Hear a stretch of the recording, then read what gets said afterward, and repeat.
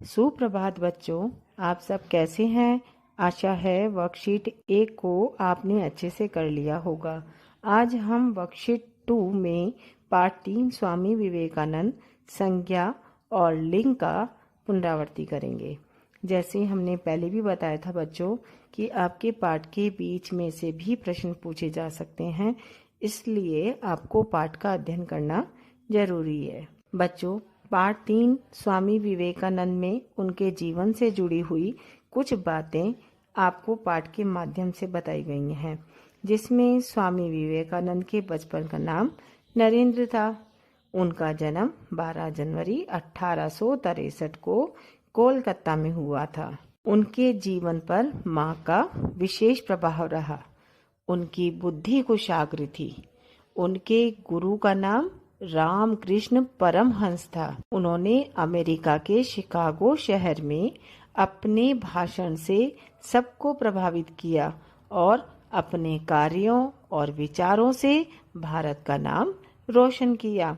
उनका कहना था कि अपना पूरा ध्यान काम पर लगाओगे तो सफलता जरूर मिलेगी। प्यारे बच्चों, आपसे पाठ के बीच में से प्रश्न पूछे जा सकते हैं कि स्वामी विवेकानंद के बचपन का नाम क्या था, उनका जन्म कब और कहाँ हुआ था, उनकी बुद्धि कैसी थी, उनके गुरु का नाम क्या था, उन्होंने अपना भाषण कहाँ दिया था, हमें सफलता कैसे मिलती है, आदि ऐसे प्रश्न आपसे पूछे जा सकते हैं।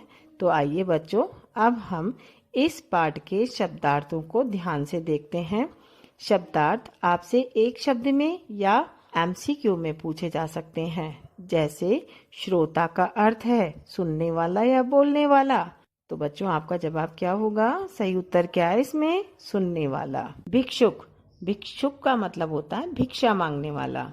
हठ, जिद, श्रोता सुनने वाला। अध्यापक, शिक्षक, सहपाठी साथ में पढ़ने वाला। कुशाग्र, तेज, बहुमुखी, अनेक विषय, रुचि आदि में प्रयोग होने वाली।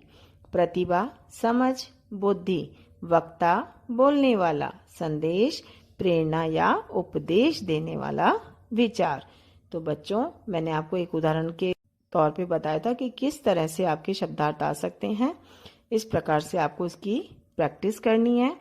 अब हम देखते हैं प्रश्न नंबर 2। सही उत्तर चुनकर सही का निशान लगाना है। आपको एक प्रश्न दिया जाएगा, उसमें ऑप्शन होंगे, जो सही होगा उस पे आपको सही का निशान लगाना है। पहला है, स्वामी विवेकानंद के बचपन का नाम था नरेंद्र। नरेंद्र पर विशेष प्रभाव पड़ा माता का। उन्होंने भाषण दिया शिकागो में। अब देखो बच्चों, नीचे लिखे शब्दों के विपरीतार्थक शब्द, इसका मतलब होता है विलोम शब्द। विदेश का स्वदेश, प्रश्न का उत्तर, धर्म का अधर्म, वक्ता श्रोता, सफल असफल, देशभक्त देशद्रोही। आपको ये प्रश्न में भी पूछे जा सकते हैं और ऑप्शन देके भी पूछे जा सकते हैं। फिर है आपका वर्ण विच्छेद।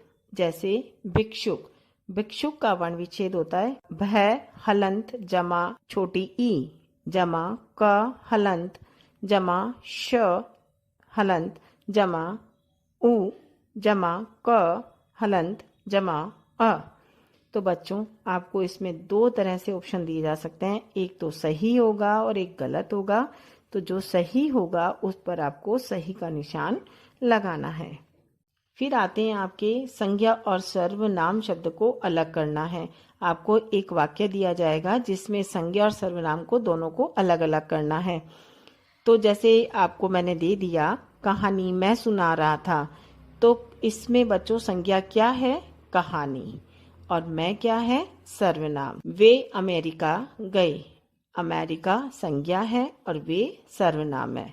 इस तरह से आपको छांटने के लिए आ सकते हैं। फिर है आपका लिंग बदलो। गुरु का गुरुआइन, सहपाठी सहपाठिन, अध्यापक अध्यापिका, लेखक लेखिका, लड़का लड़की, बालक बालिका।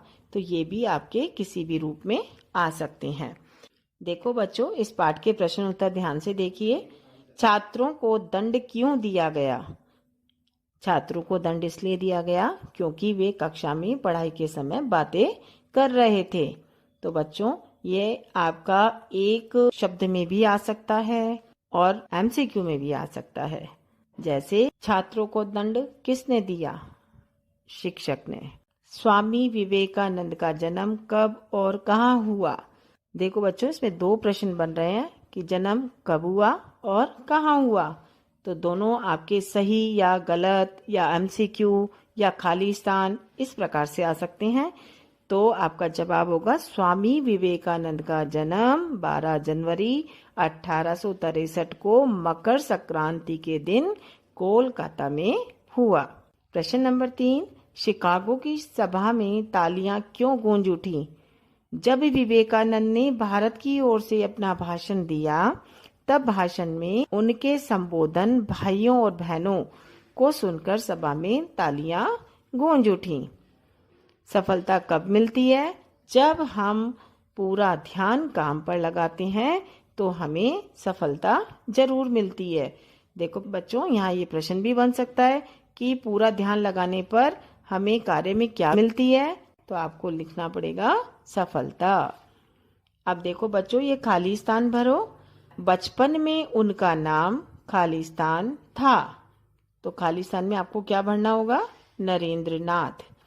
विवेकानंद के गुरु का नाम खाली स्थान था, रामकृष्ण परमहंस। नरेंद्र आगे जाकर स्वामी विवेकानंद के नाम से खाली स्थान हुए थे।